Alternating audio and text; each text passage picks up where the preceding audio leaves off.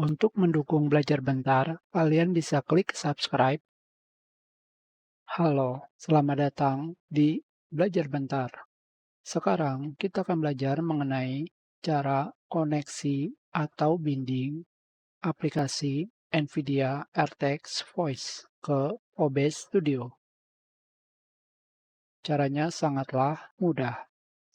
Pertama, kalian harus sudah install aplikasi NVIDIA RTX Voice. Selanjutnya, kalian jalankan.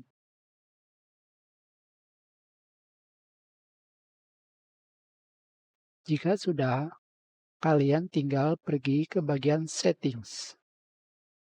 Kalian pilih Audio. Di bagian Global Audio Device, kalian pilih di bagian Mic atau Auxiliary Audio.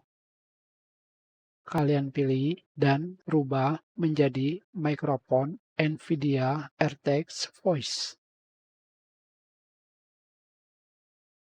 Hanya seperti ini saja.